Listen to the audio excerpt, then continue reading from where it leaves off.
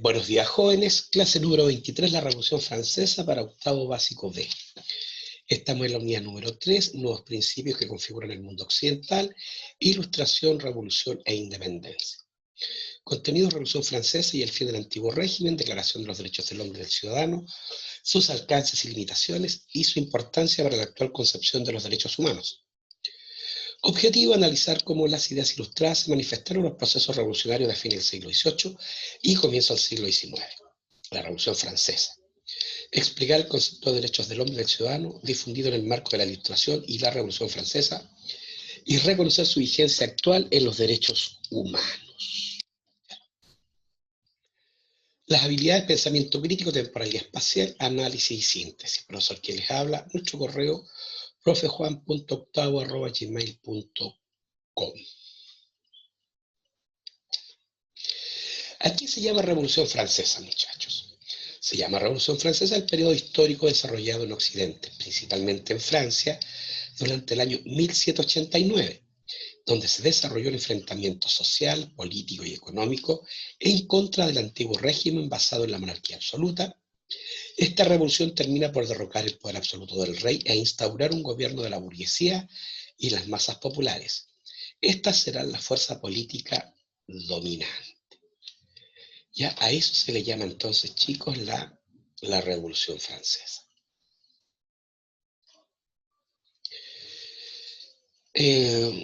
Hay etapas, ¿ya? Hay etapas de la Revolución Francesa.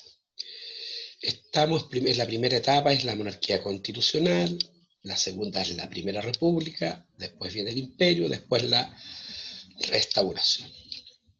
En la monarquía constitucional tenemos la Asamblea Constituyente, desde el 9 de julio de 1789 al 1 de octubre de 1791.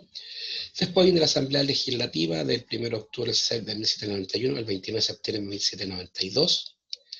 En la etapa de la República tenemos la Convención, el Directorio y el Consulado. Después viene el periodo de Napoleón Bonaparte, caída de Napoleón Bonaparte y la restauración de la monarquía absoluta. ¿Ya? Este es el periodo, ¿ya?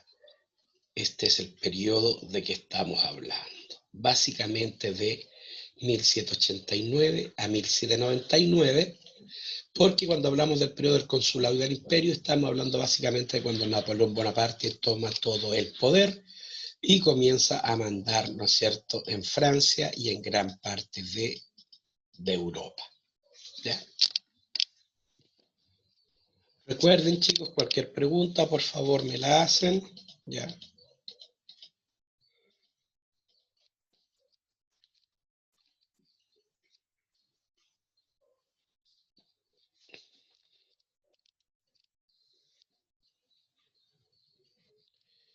Causas que influyeron en el proceso revolucionario.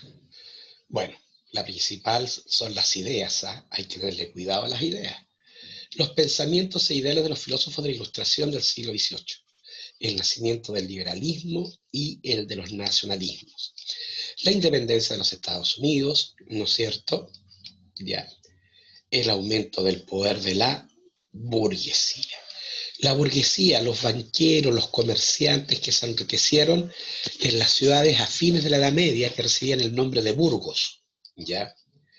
Y por lo tanto, a estos comerciantes enriquecidos, a estos banqueros enriquecidos, se le pasó a denominar burgueses porque su lugar de residencia habitual era el burgo, o como conoceremos después, la ciudad.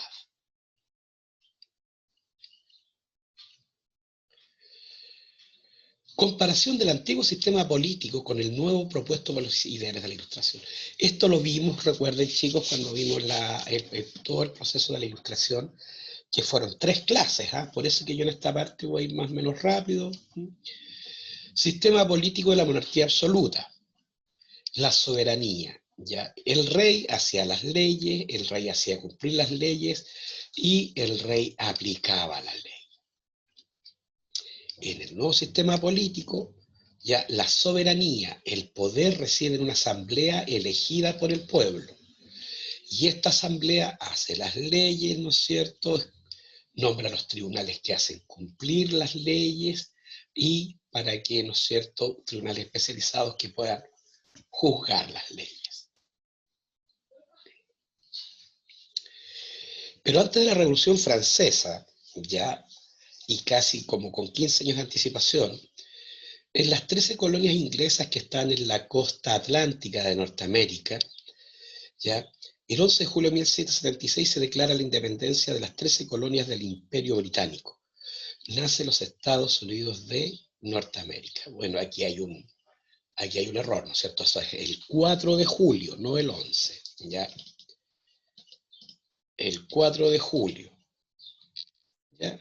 Y ahí está el cuadro del pintor estadounidense John Trumbull de 1818, con una idealización, ¿no es cierto?, de cómo sería la firma de la independencia de Estados Unidos.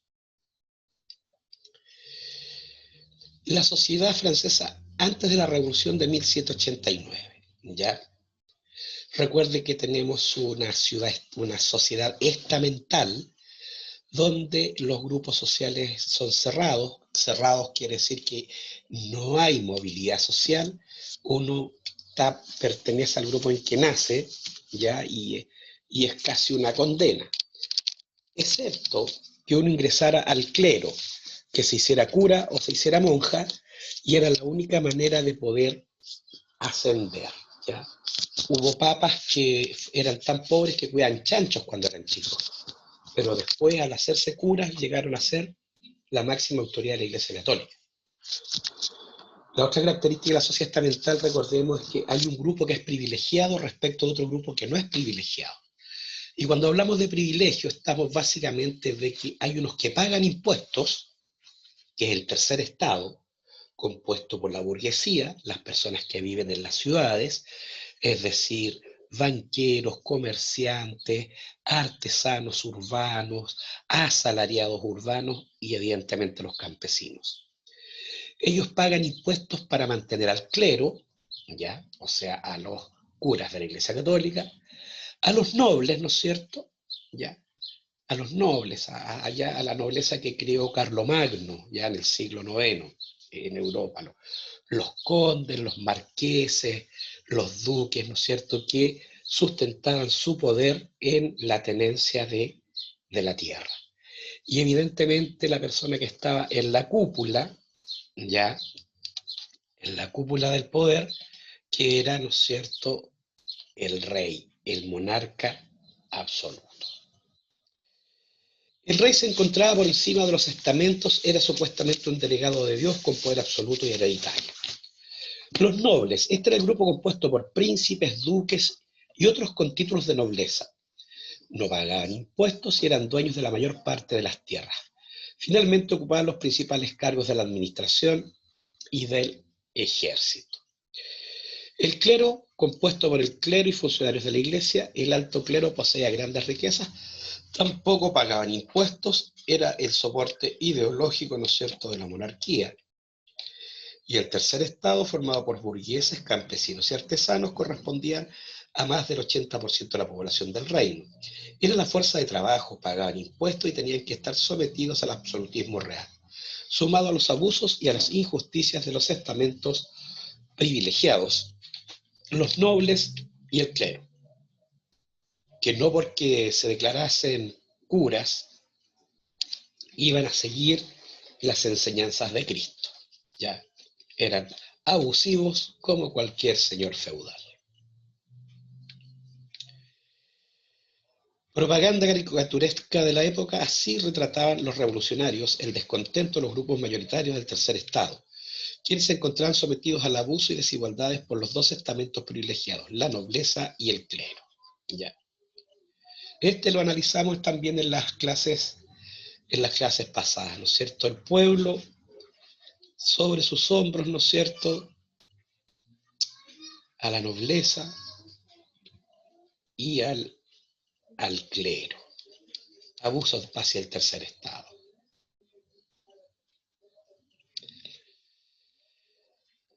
En el año 1789, Francia se encuentra en una grave crisis económica, producto de varios años de sequía, Y recordemos que Francia en el siglo XVIII es una economía básicamente agropecuaria, basada en la explotación de la agricultura y la ganadería. Si sumamos las guerras en que se involucró el rey Luis XVI, la hambruna proveniente, ¿no es cierto?, de las malas cosechas y la crisis económica, lo que se traduce en una crisis social, que es una crisis social básicamente cuando los ciudadanos comunes y simples se manifiestan en forma espontánea, como lo que ocurrió, muchachos, el 18 de octubre del 2019, el estallido social. ¿Ya? A Luis XVI le pasó algo parecido. Y siempre que el rey absoluto tenía serios problemas, se acordaba que existía la burguesía, se acordaba que existía el clero, se acordaba que existía la nobleza. Y llama a los estados generales, básicamente una reunión de los tres estamentos, la nobleza, el clero y el tercer estado, ¿ya? Para buscar la solución a la gran crisis económica, la hambruna, la guerra y la crisis social que vivía Francia. Evidentemente, la única solución es meterle la mano en el bolsillo al pueblo, y el rey entonces propuso que se elevara la cantidad de impuestos que se le cobraba al tercer estado, es decir, a los habitantes de los burgos, repito, banqueros, comerciantes, artesanos, ¿ya? Estoy hablando de albañiles, estoy hablando de zapateros, estoy hablando de maestros que tiñen las telas, estoy hablando de orfebres que trabajan el oro y la plata, ya estoy hablando de todo tipo de artesanías, ¿no es cierto?, y servicios que se prestaban al interior de las ciudades, los carniceros, los zapateros, los asalariados, ¿no es cierto?, que estaban en el interior de las ciudades, el campesino que estaba sujeto ya sea a la nobleza, dueña de la tierra, o al alto clero, dueño de la tierra. Entonces, ya, ¿qué ocurre? Este señor, el rey, decide, hay que subir los impuestos, votemos. Entonces, la nobleza y el clero dijeron, votemos por estamento.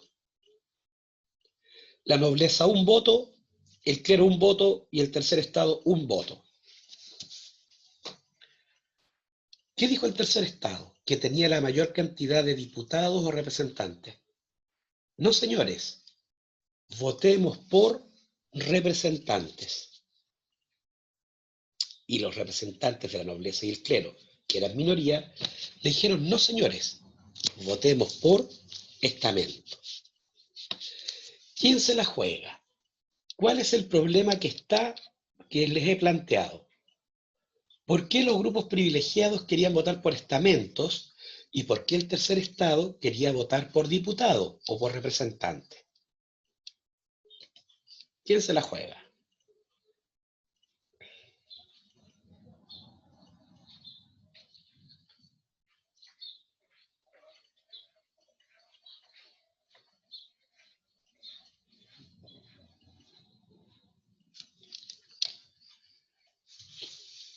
¿Hay alguien ahí? ¿Hay alguien ahí? ¿Y hay alguien ahí?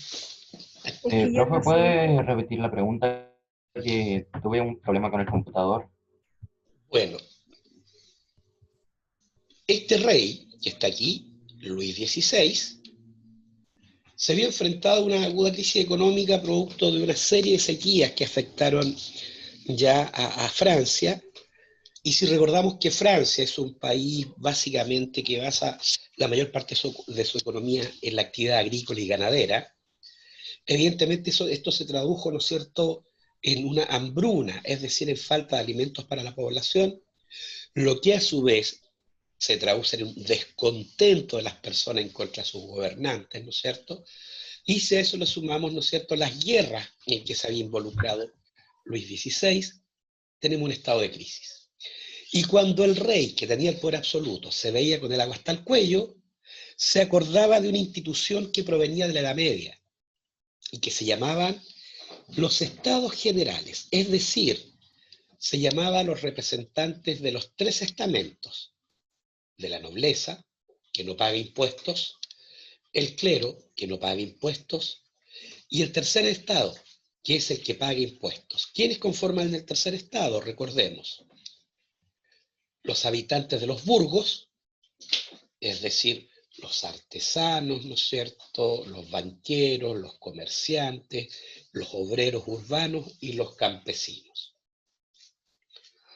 Entonces el rey dice, tenemos un serio problema, estamos en la bancarrota, ¿de dónde sacamos plata? Así que más plata vamos a sacar aumentando los impuestos. Recordemos, impuesto es la cantidad de dinero que pagan los ciudadanos de un estado para mantener la administración de ese estado. Entonces, ante esta propuesta, la nobleza y el clero dijeron, votemos por estamento, mientras que el tercer estado, que tenía mayor cantidad de representantes, le dijo a la nobleza y el clero que tenían menor cantidad de participantes. Mejor votemos por representantes. La pregunta es, ¿por qué ante la petición del rey se propusieron dos formas de votación?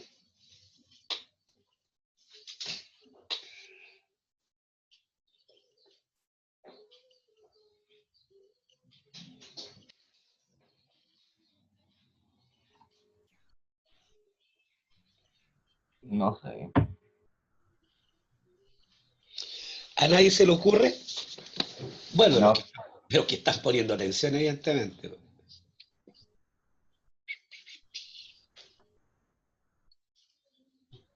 intenté, pero no sé. Simple. Porque si se aumenta, ya, si se van a aumentar los impuestos, la nobleza y el clero van a votar que sí se aumenten los impuestos. ¿Ya? Porque ellos no pagan. La nobleza y el clero no pagan. Solamente el tercer estado paga. ¿Qué pasa si votan por representantes? El tercer estado son mayoritarios. Le ganarían a la nobleza y el clero, entonces diría ya, no nos suban los impuestos a nosotros, cóbrenle impuestos a la nobleza y cóbrenle impuestos al clero. Como no se pusieron de acuerdo, los representantes del tercer estado establecieron la Asamblea Nacional Constituyente. ¿Ya? Entonces, los estados generales, la Asamblea Nacional y la Revolución. Juramento del juego de la pelota. Es un compromiso de unión presentado el 20 de junio de 1789 entre los 577 diputados del tercer estado para no separarse hasta dotar a Francia de una constitución, haciendo frente a las presiones del rey Luis XVI. 20 de junio de 1789. Ya que la nobleza y el clero no nos quiere hacer caso, ya que no hay igualdad ante la ley, porque hay grupos privilegiados y otros no, se hace necesaria la existencia de una constitución, es decir, de una ley que organice al Estado en donde establezca los derechos y deberes de los gobernantes y los gobernados. ¿Ya? Entonces los diputados del tercer estado, ¿ya?, se juramentan para no disolverse hasta darle a Francia una constitución. Cosa que evidentemente el rey no la tomó de muy buena manera, ¿ya? Porque al hacer una constitución, una ley, es decir, una manifestación de la voluntad ciudadana, iban a pasar a llevar su autoridad. Así que aquí empieza a resquebrajarse el antiguo régimen, el sistema de gobierno, ¿cierto?, de los monarcas absolutos.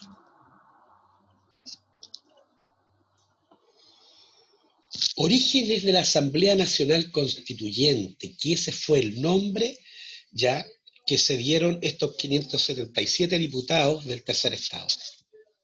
Dice, crisis económica, economía en picada, malas cosechas y mal manejo de las finanzas públicas. El rey convoca a los estados generales para calmar los reclamos populares. Monarquía, entiende que el tercer estado es un peligro para ellos y trata de limitar su poder e impedir sus reuniones.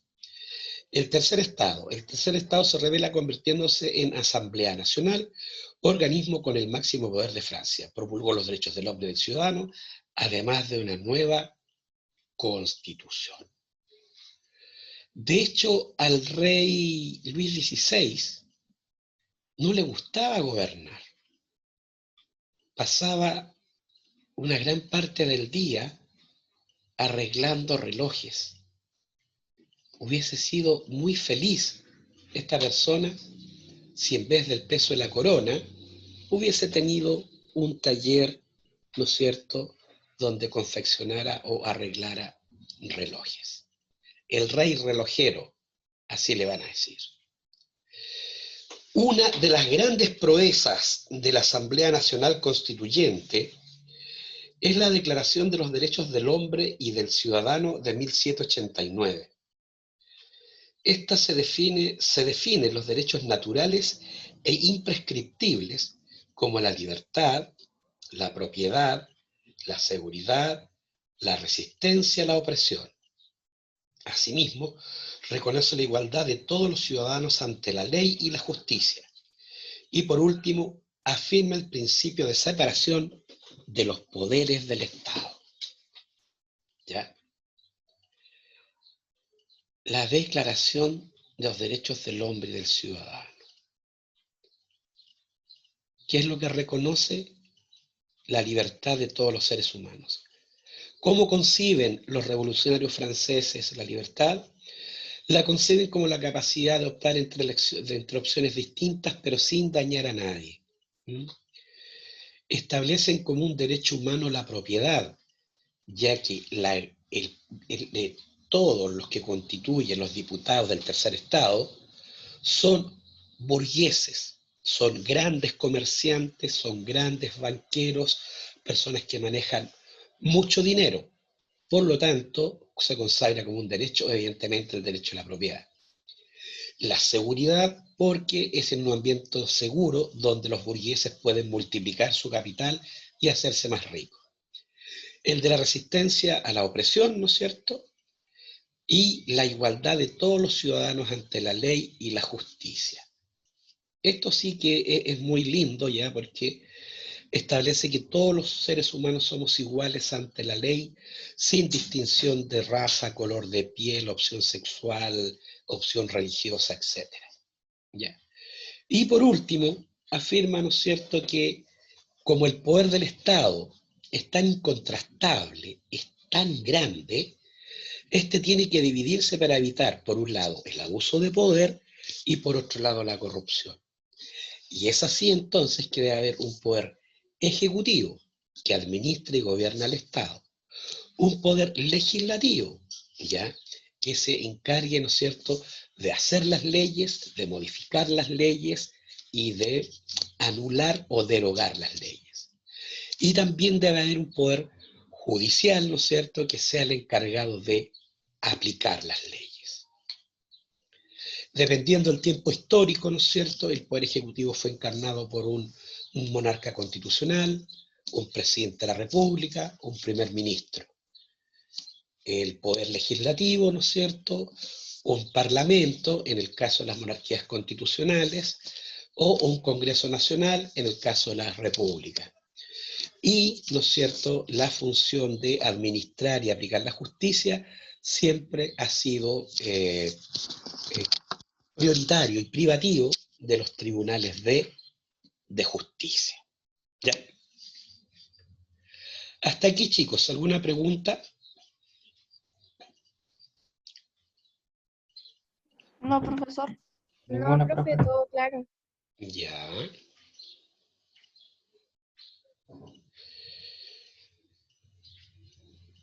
Todo esto estalla, chicos, todo esto estalla con un levantamiento de la población, sobre todo de los habitantes de la capital de Francia, París, ¿ya? Un 14 de julio de 1789, que es el que da inicio a la Revolución Francesa. ¿Sabían ustedes que la mayoría de los que protestaron ya en este día fueron mujeres cansadas de ver el hambre en sus hijos? Ya se aleonaron y con lo que pillaron atacaron a las tropas del rey y asaltaron la Bastilla. La Bastilla es esto que vemos acá, era una prisión tipo fortaleza, tipo castillo, que estaba al interior de la ciudad de París y que era el símbolo del poder de los reyes absolutos. Toda persona que fuese acusada o sospechosa ya de sedición, de traición, de no obediencia al rey, caía en esta cárcel donde, ¿no es cierto?, los tiraban en unos calabozos fríos, húmedos, oscuros, y hasta que los mataban de hambre o las enfermedades hacían sus estragos. Y como esto era el símbolo del poder del rey, los revolucionarios y las revolucionarias ya atacaron esta prisión, ya como una manera, ¿no es cierto?, metafórica de atacar al rey en persona. Este es un cuadro del pintor Jean-Pierre Laurent, ya de 1789, que se llama precisamente La toma de la Bastilla. ¿Ya? Y no solamente se tomó la Bastilla, sino que el pueblo de París la demolió, ¿ya? Tras el triunfo de los revolucionarios, estos prosiguieron a destruir la prisión de la Bastilla, símbolo máximo del poder real absolutista. La demolieron. Así como en 1989 los alemanes de la República Federal Alemana demolieron el muro de Berlín, ya que era el símbolo, ¿no es cierto?, de la división de su país por dos ideologías distintas, el comunismo y el capitalismo. Eso ya había ocurrido antes con la demolición de la Bastilla en 1789.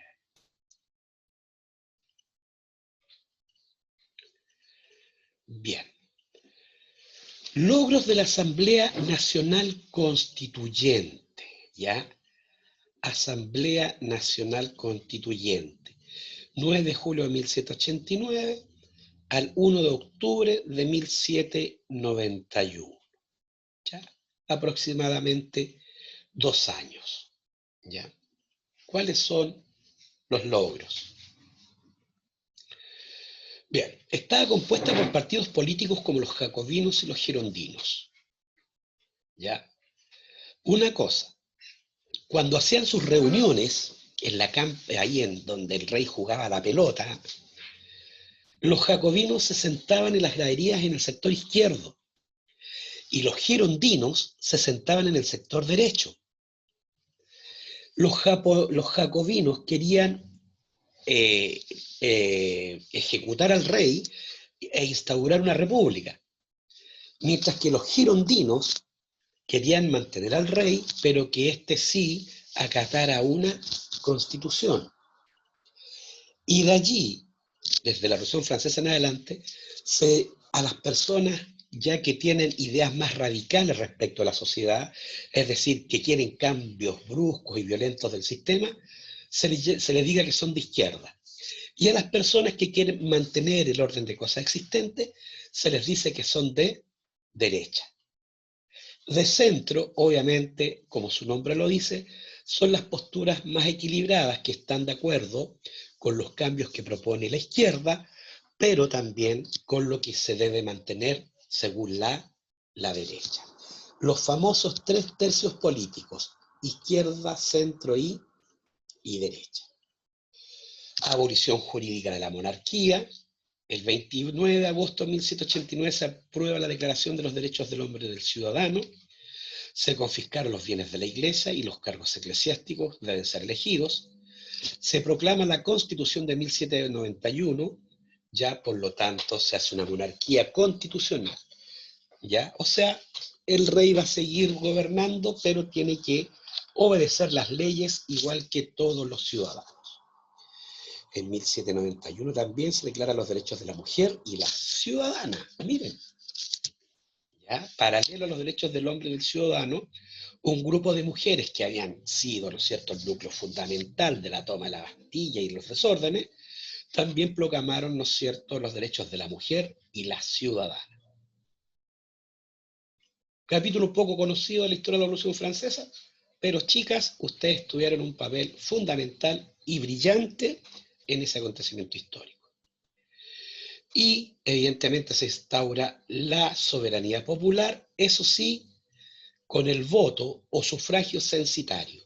Es decir, podían votar los que cumplían requisitos de edad, de nacionalidad, pero que tuviesen que acreditar una renta, ya un ingreso más o menos regular, o declarar, ¿no es cierto?, el usufructo sobre una propiedad. Lo que en la práctica le entregaba el poder solamente a la burguesía, ¿no es cierto?, al alto clero y a la nobleza. Ya pues chicos, quedamos hasta acá. Diapositiva número 15. ¿Sí? Diapositiva número 15. Y si Dios quiere, el próximo miércoles terminamos la Revolución Francesa. Pregunta, chicos, ¿le subí la prueba ya? Sí, la mandó por WhatsApp también. Por WhatsApp y al Planet, ¿no es cierto? Sí. Ya, mis bebitos. ¿Cuándo la tienen que entregar? Se me olvidó. Es que hoy día empecé a revisar las pruebas. El 19. Ah, tienen harto tiempo. Bueno, pero si alguien puede. Niños, háganla en grupo. Estoy terminando de revisar al primer curso que le mandé la prueba y todos los que la han mandado solo, no sé. Bueno, está en su derecho si la quieren hacer en forma individual. Es una sugerencia. Ya pues, bebitos. Entonces, quedamos hasta acá. Vamos a parar la grabación y no se me arranquen, tengo que pasar